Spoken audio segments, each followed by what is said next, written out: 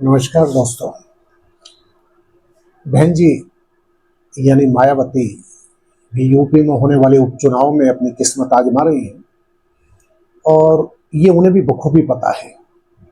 बहुत बड़ी राजनीतिज्ञ हैं और उन्हें ये मालूम है कि इन उपचुनाव में उन्हें कुछ खास हासिल नहीं होना है, लेकिन वो खंटी राजनीतिज्ञ हैं और एक तरीके से वो अपने मूल काडर को सुरक्षित रखने और अपने वजूद का एहसास करने की सियासी जंग लड़ रही है।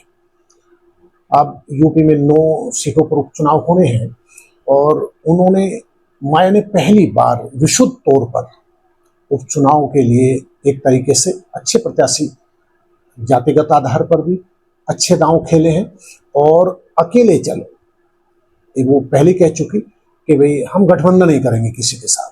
तो इन 9 सीटों के उपचुनाव पर क्या वोट प्रतिशतता उनकी आती है, जो वोट शेयरिंग है उनके हिस्से में, जो उनका मूल काडर है उसकी क्या अप्रोच है और किस तरीके की चीजें निकल के आती हैं, ये सारा गुणा भाग नफा नुकसान बहन जी के लिए 2027 के विधानसभा चुनाव की चुनावी पिच तैयार करने में मददगार साबित हो सकता है।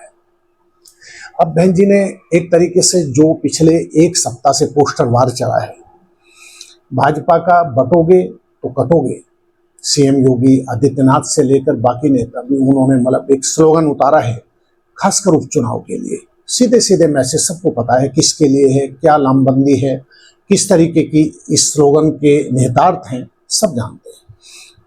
अब सपा ने उसकी काट में लखनऊ में तो पोस्टर भी चिपके, उन्होंने कहा कि कटेंगे बटेंगे तो कटेंगे कि तर्ज पर नया स्लोगन तैयार किया, जुड़ेंगे तो जीतेंगे।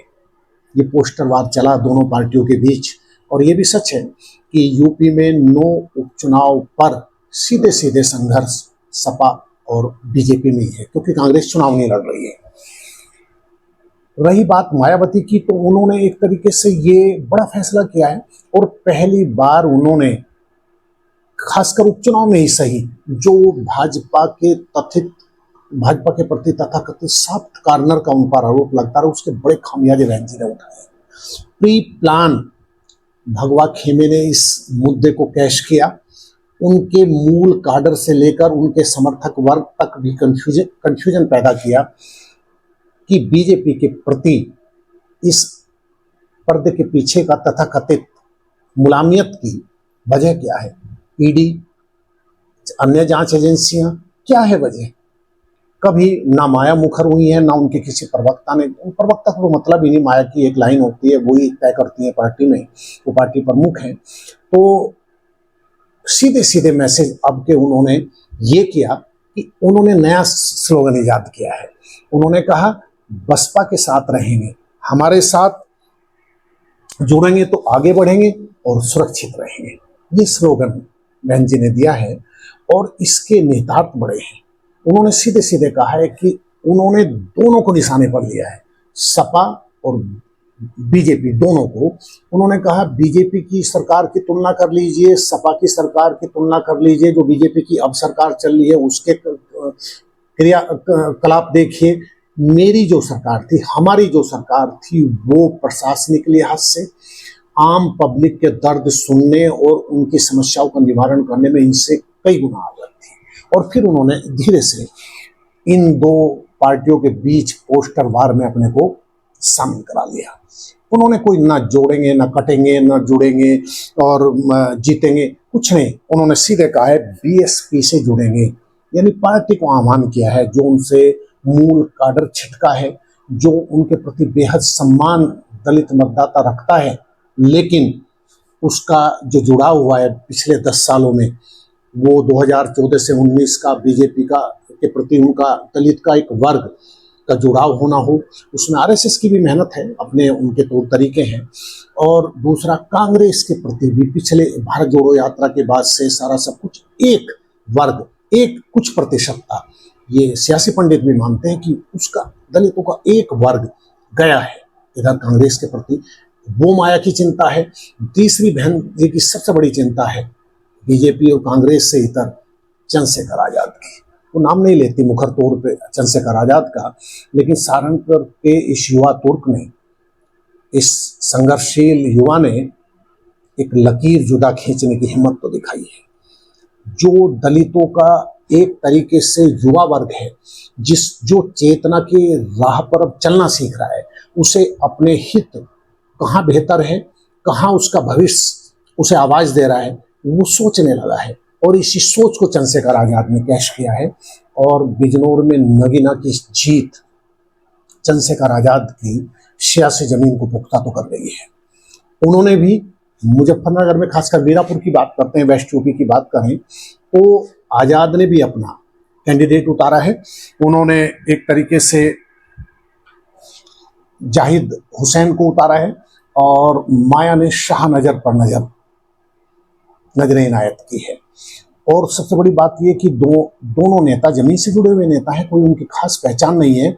लेकिन अब सवाल सबसे बड़ा यह है कि सीधी सीधा गणित है, मुख्य मुकाबला मीरापुर की बात करें या कहीं अन्य की बात करें, तो सीधे सीधे मीरापुर से हम यदि एक उदाहरण के तौर पर लें तो मीरापुर में शाहनजर हो या जाहिद हो, लेकिन मुख्य मुकाबला सपा की सुम्बुल राणा, जो बसपा के पूर्व सांसद कादिर राणा, जो अब सपाई हो गए हैं, उनकी पुत्र वधू सुम्बुल और भाजपा रालोद, कहने को तो रालोद की प्रत्याशी हैं, लेकिन ये भी सच है कि वो भाजपा की एक बड़े सांसद, पूर्व सांसद की पैरवी पर मिथिलेश पाल को सिंबल रालोद का मिला है, लेकिन वो भाजपा ही है और वो चुनाव लड़ेंगे। मुख्य मुकाबला उन दोनों के बीच में है, लेकिन फर्क ये है कि आजाद कितना बड़ा फर्क पैदा करते हैं। और इन तीनों के बीच में ओवैसी भी है मैदान में, लेकिन मायावती के लिए मूल बात यह है कि अपने इस काडर को, अपनी पिछले 12 सालों में सियासी जमीन जो उनकी ऊसर होती चली गई है, उनके प्रति सम्मान भी है दलित मतदाताओं में, बड़ी नेता हैं, खंटी नेता हैं, लेकिन पिछले 12-13 साल का गिरता सियासी का वोट से नीचे आई है, सीटों की संख्या घटी है, लोकसभा और विधानसभा दोनों में माया के लिए अच्छे दिन नहीं चल रहे हैं। इन उपचुनावों में उन्होंने कम से कम बहुत सलीके से पत्ते खोले हैं और ये देखेंगी माया कि भाई जो उन्होंने अपना उत्तराधिकारी और नेशनल कोऑर्डिनेटर आकाश आनंद को अब फॉरवर्ड खेलने को, वो उनकी रणनीति यही है कि वो नेपथ्य से उन्हें मदद करेगी, उनका अनुभव उन्हें उनकी जमीन तैयार करेगा आकाश की। वो कितना फर्क उपचुनाव में, कितनी वो जमीन जो लगातार वो खिसकती गई है, उसको वो सहेजने में कितना कामयाब होती है। पता उन्हें भी है कि रिजल्ट क्या होने हैं, लेकिन माया की नज़र 2027 पर है। बहुत खंटी नेता है, 4 बार की सीएम रही हैं और राजनीति में एक तरीके से उनके अतीत पे यदि देखा जाए, 80 के दशक में उनकी संघर्ष यात्रा, काशीराम की सरपरस्ती, और उसके बाद शिष्य तो 70 होते हैं, लेकिन शिष्य वो जो गुरु की सीख को जिंदगी में उतार ले, करियर में उतार ले और उस कांसे को सोने में तब्दील करके दिखाया माया ने अपने आप को। 4 बार का सीएम होना बड़ी बात है, कौन गर्व नहीं करेगा माया पर। इन उपचुनावों में माया पहली बार, वो विशुद्ध तौर पर पहले बसपा परहेज करती रही है उपचुनाव से, और उन्होंने एक तरीके से सियासी तीर भी चलाए कि उपचुनाव में सपा और भाजपा दोस्ताना मुकाबला करती रही हैं। और अब ये जो पोस्टर वार है, इसमें भी उन्होंने अपनी बिल्कुल एक अलग सी लकीर खींचने की कोशिश की है। पार्टी कैडर को, उनकी खींचती जमीन को उन्होंने एक तरीके से जुड़ाव की अपना मैसेज कन्वे किया है। उन्होंने अंबेडकर के परिनिर्वाण दिवस, काशीराम के परिनिर्वाण दिवस पे भी यही बात कही, बाबा अंबेडकर दिवस पे भी उन्होंने यही बात की। उन्हें याद करते हुए दलित चेतना को, दलित सरोकारों को उन्होंने याद दिलाया कि भाई मैं हूं ना, लेकिन इसके लिए उन्हें अपनी तथाकथित संवादहीनता और एक सबसे बड़ी मुश्किल उनकी कि पिछले 10 वर्षों में उनके साथ छोड़ते हुए बड़े कद्दावर नेताओं की जो फौज है, उसने भी बड़ी मुश्किलें माया के लिए खड़ी की हैं।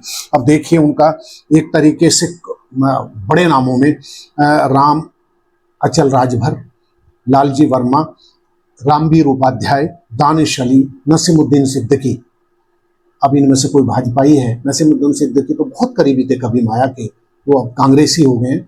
ये सच है कि कांग्रेस में उनके वो जलवे जलाल नहीं है, वो जलवा अफरोज नहीं है जो माया के पार्टी में हुआ करते थे, लेकिन अब वो सच ही है, कांग्रेसी हैं और बसपाई नहीं है। इन चीजों के बीच आकाश आनंद के लिए चंद्रशेखर आजाद ने चुनौतियां पैदा की हैं। उन्होंने हरियाणा में वो दुष्यंत चौटाला के साथ लड़े, तो माया ओम प्रकाश चौटाला के साथ लड़ी, दोनों खाली हाथ आए।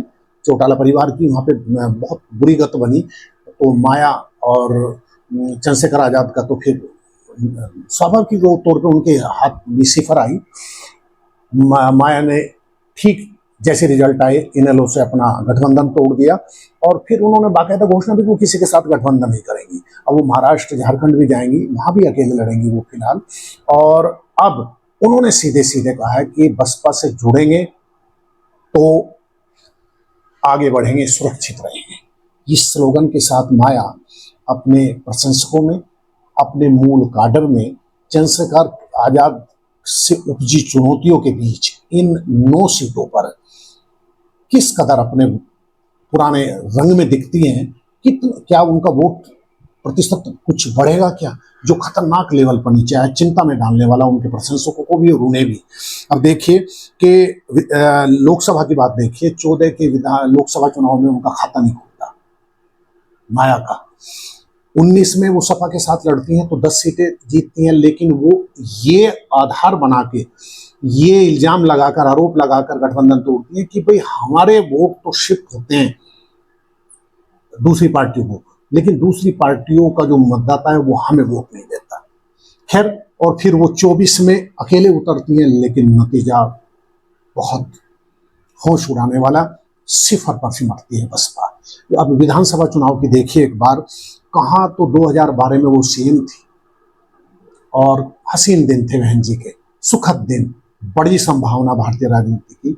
और देखिए उसके बाद जो गिरावट का जो पतझड़ शुरू हुई है, वो कहाँ रुकती है आके 17 में 19 सीटें, और फिर 22 में तो हालात इतने बदतर होते कि एक विधायक जीतता है, उमाशंकर सिंह। अब मायावती नए तरीके से, नए इरादों और तेवर के साथ फिर मैदान में उतर रही है, जुझारू राजनीतिज्ञ हैं, और अब आकाश आनंद पर उनकी उम्मीदें टिकी हैं। सामने चंद्रशेखर आजाद भी है, भाजपा और कांग्रेस दोनों सेंध लगाए बैठे हैं, उनके मूल काडर में सेंधमारी की भाजपा तो कर भी चुकी, और चंद्रशेखर आजाद भी मुश्किलें पैदा कर रहे हैं। दरअसल जो यूथ है वो, क्योंकि चंद्रशेखर आजाद जमीनी स्तर पर काम कर रहे हैं, और मायावती का सबसे बड़ी दिक्कत आज की तारीख में उनके साथ ये हो गई है, सेकंड लाइन उनकी नहीं है, और अब माया से शुरू और आकाश आनंद पर खत्म, कोई तीसरा बड़ा नाम बसपा में दिखता नहीं, और जिसको आकाश के बरक्स वो मदद के लिए भी खड़ा कर सके। अब उन्हें वो भूमिका निभानी पड़ेगी जो उनके लिए काशीराम ने अदा की थी, और ऊंचाई बख्शी उन्हें माया ने उस पथ पर बहुत सधे हुए शिष्य की तरह दौड़ लगाई, बहुत ऊंचाई छुई। अब आकाश आनंद से वो उम्मीदें लगाई बैठी हैं कि इन उपचुनावों से मिली जो संकेत हैं, जो भी मिलेगा, वोट पर शेयरिंग भी बढ़ती है, तो 2027 के विधानसभा चुनाव में वो नए तेवरों और नए उम्मीदों के साथ उतरेंगी, ऐसी सब उनके प्रशंसक उनसे उम्मीद लगाए बैठे हैं। देखते हैं मायावती बहन जी का इस बार वोट प्रतिशत, उनका दलित मतदाता उनके इस स्लोगन पर, उनकी इस कवायद पर, आकाश आनंद के बरक्स ही सही, बसपा को कितना दुलार देता है, देखते हैं। 13 नवंबर को वोटिंग है, 23 को मतगणना है। ईवीएम बहन जी के हिस्से में क्या संभावनाएं परोसती है, इंतजार करते हैं।